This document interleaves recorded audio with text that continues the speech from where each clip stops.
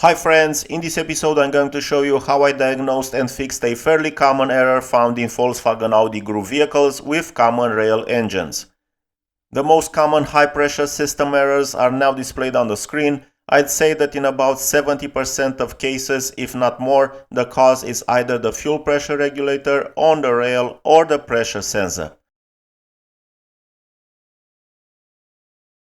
For the remaining 30% of cases, I recommend starting by checking the injectors, then the pressure regulator on the high pressure pump, the in-tank fuel pump, or even the fuel filter, especially if it hasn't been replaced in a while.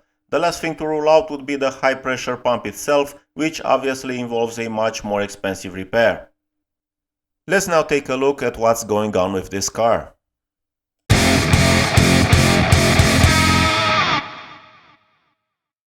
On this car, the glow plug warning light appears on the dashboard sporadically and the engine goes into limp mode. Ideally, you should use a diagnostic tool to check the error codes and possibly find the cause. I used a very cheap yet extremely useful tool. I've added a link in the description to the episode where I reviewed this Kingbolen tester, which really surprised me with how many functions it offers, and it doesn't require any subscription. I've also added the Amazon link in case you want to buy it. As you can see, there's about a 30 bar pressure difference at idle between the pressure requested by the ECU, that's the yellow data curve, and the actual pressure read by the sensor on the fuel rail, the blue curve. I ran some tests while driving, and at one point I noticed differences of up to 100 bar. Naturally, the ECU triggers the glow plug warning light and activates limp mode to protect the engine, so the car's power becomes very limited. As I mentioned earlier, the main suspects are either the regulator or the sensor on the high-pressure fuel rail. I found a used fuel rail at a very good price, already fitted with both sensor and regulator, so let's move on to replacing the old one.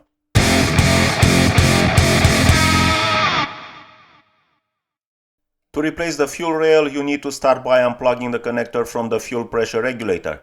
I used a flathead screwdriver to press the release tab. Then pull out the glow plug connectors.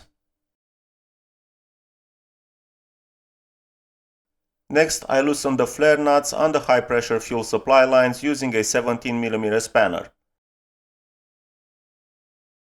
Unscrew the nuts and remove each supply line, placing them aside in the exact same order. This will save you time during reassembly. Due to the high pressure, the lines may be quite hot if you've recently driven the car.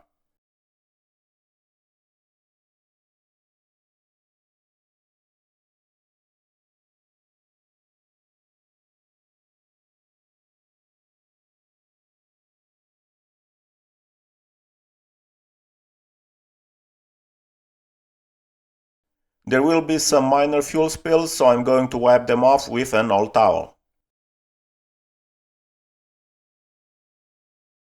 Now I'm disconnecting the fuel line that brings diesel from the high pressure pump to the rail. This one also has a 17mm nut. You'll also have to unplug the connector from the fuel rail pressure sensor. This one was a bit more stubborn, so I had to use an extra screwdriver to gently pry it out.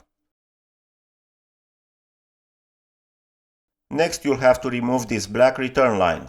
I didn't have my professional hose clamp pliers with me, so I just used these adjustable pliers instead. Now you're left with the two bolts holding the fuel rail in place. You'll need an M10 triple square bit for those.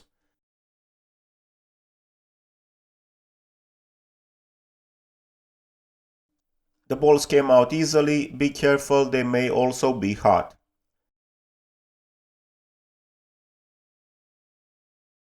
Now you can remove the fuel rail.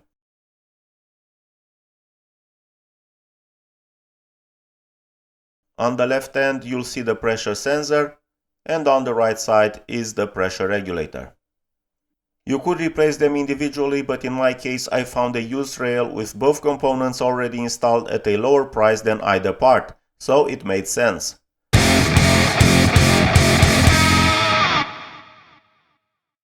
For installation, you'll just repeat the steps in reverse order. Insert the new, or in our case, used fuel rail. Insert the mounting bolts.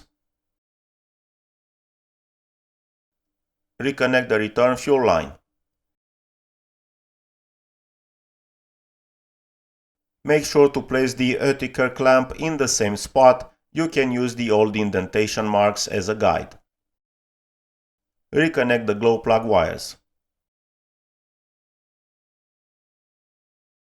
Thread and tighten the supply line nut.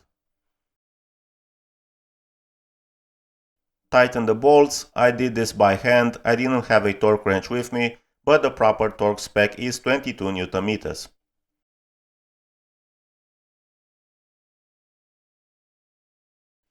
Reconnect the injector lines to the rail.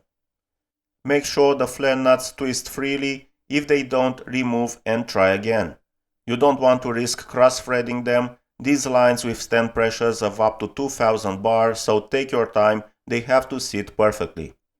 I then tightened all the nuts by hand feel.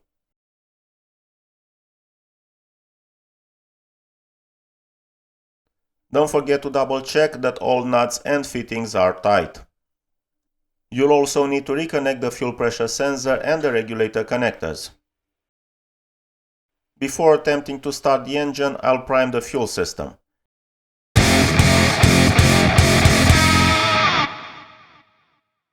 The diesel won't reach the rail directly, but priming helps remove air trapped in the fuel lines, especially if the rail replacement took a long time.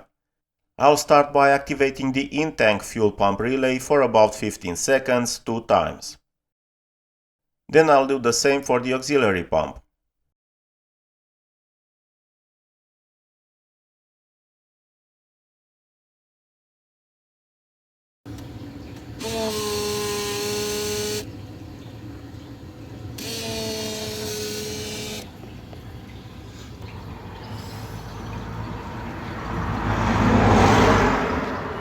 To help the engine start, I'm going to use a small amount of diesel starter spray based on ether. Any brand will do. I only use this kind of spray in rare situations like this, since repeated use can harm the engine.